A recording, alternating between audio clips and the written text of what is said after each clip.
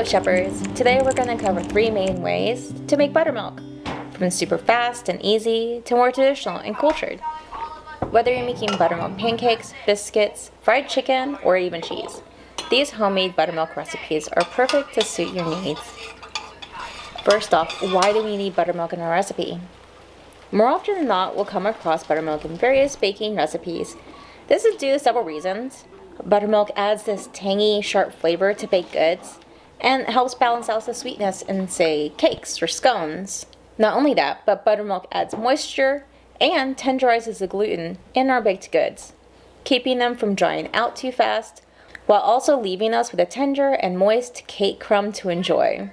The lactic acid that occurs in traditional cultured buttermilk reacts with the leaveners to produce bubbles that help our baked goods rise, and in savory recipes, the acidity in buttermilk acts as a meat tenderizer. And maybe an open secret is that it's a great marinade for gamey meats. With an overnight soak, marinating our meat is an excellent way to tenderize those tougher cuts and add extra flavor. In cheese making, buttermilk forms a wonderful base to add these buttery notes to our aged cheeses. And this is just the start of it. The main thing to consider is when working with buttermilk and buttermilk alternatives is to match your need with what your recipe calls for. But more on that later. Starting off, let's go for our quick buttermilk substitutes. I've used these recipes successfully. Sometimes I don't have buttermilk on hand, and maybe you don't have the time, energy, or money to go to the store. And sometimes we just need a little bit of buttermilk. Well, you're in luck.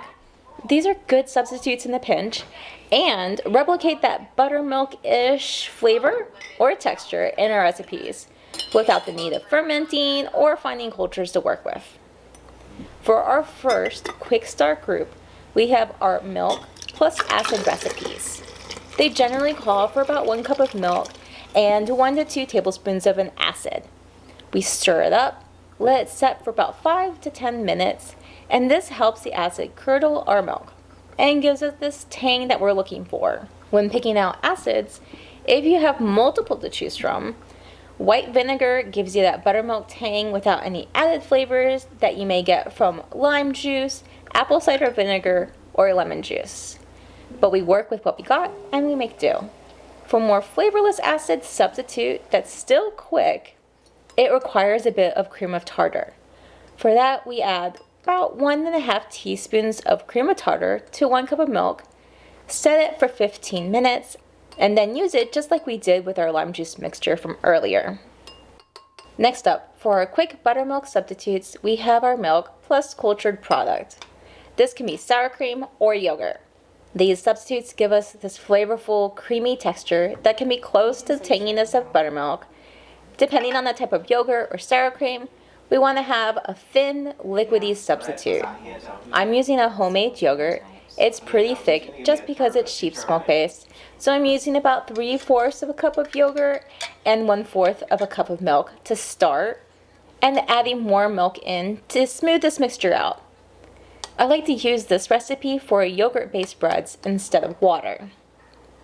I really like how it adds a depth of flavor to, say, like my naan breads. So let's stir them together until it's smooth. Now it's ready for use. Less likely to be in everyone's cupboard, but if you like sourdough and feeding colonies, we have milk kefir, as opposed to water kefir and some kefir kits. Milk kefir is a fermented product that all starts with kefir grains. They contain a live bacteria and yeast, and these cultures feed on the naturally occurring sugars in milk. Kefir has a tart and tangy flavor and a consistency similar to a drinkable yogurt. Kefir grains are live bacteria and yeast, and milk kefir grains are often sold as freeze-dried cultured clumps, as opposed to the starter kits that you may pick up at some health food stores. They're more like freeze-dried powdered cultures. They're different things, I swear. But anyway, back to when I used to live in the deep south. I used to know someone who made this mean ranch dressing out of fresh Jersey milk and kefir grains. I remember the first time I tried it. It was tart, tangy, with the herbs shining through like a flavor symphony. I was speechless at how delicious a substitute milk heifer can be. Milk heifer grains can be found online or through some local exchanges, just like with sourdough groups. So let's share with the community and drop your favorite sellers in the comments. Now, let's briefly touch upon our traditional buttermilk. This is getting more common nowadays, and not just on accident when whipping up some of our buttercream icing. It's fun if you do want, and all it takes is heavy cream and a lot of elbow grease. When I say traditional buttermilk, maybe you're envisioning someone churning butter with a paddle in a mason jar, or maybe even more old school, like in various paintings or books, with some sort of wooden vessel setup.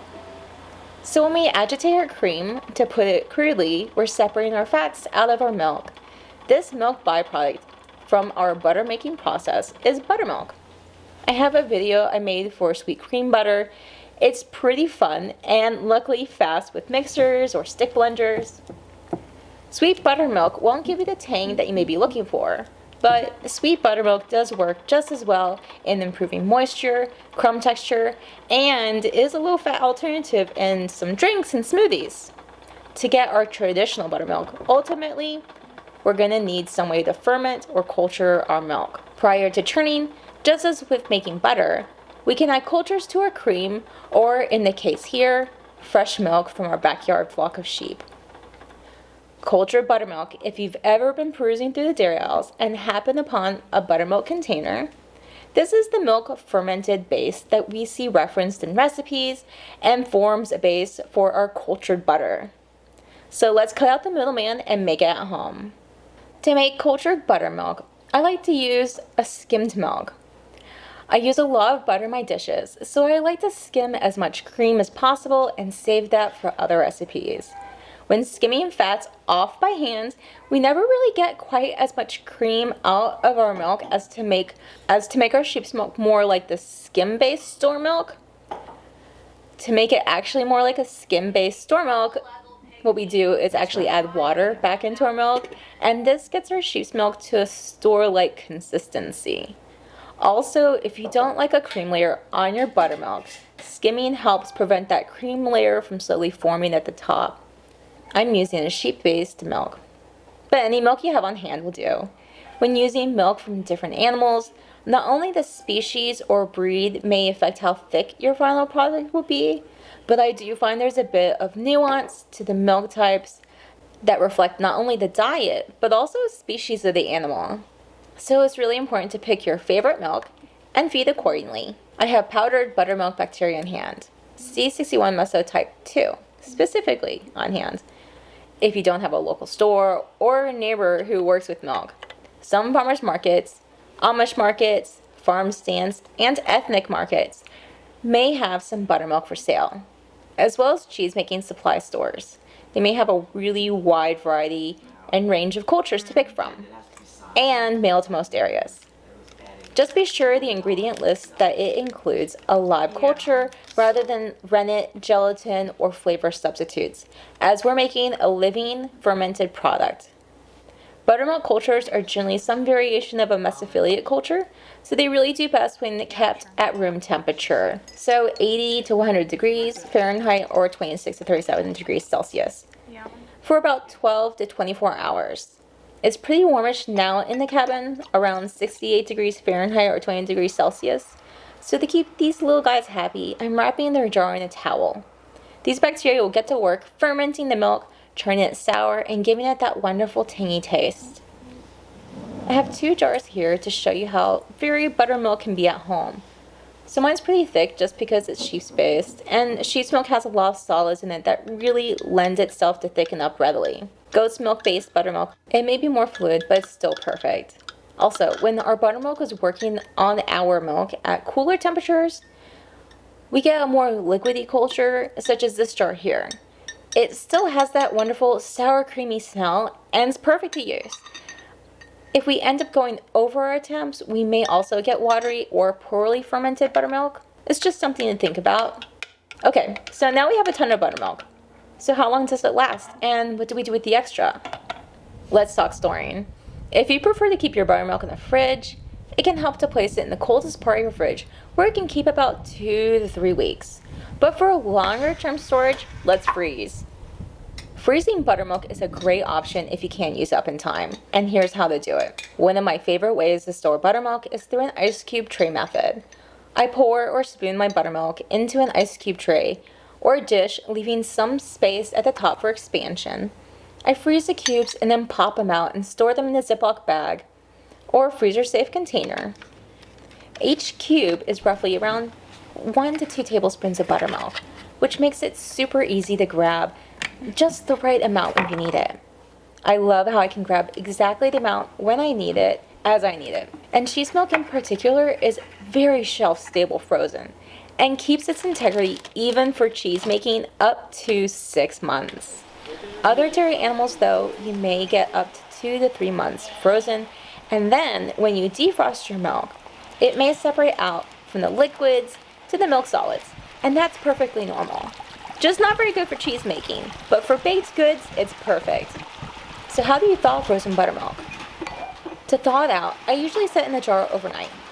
In a pinch, I'll nuke it in the microwave in short 10 to 15 second intervals. I want to keep those bacteria chugging along, so I try not to unalive them by cooking them, at least not yet. If your culture has separated a bit, be sure to stir it or whisk it to blend it back together. This is normal for a lot of milk types after being frozen. But also, it can be a sign of spoilage if you don't know the clues. So let's cover the signs of spoilage. Over time, buttermilk will naturally become more sour as it ferments. While this is normal, it's super helpful to know where are the clues to notice that hint that it's close to, or worse, spoiled. Now let's check for spoilage. Before using any leftover buttermilk, always check its smell, color, and texture.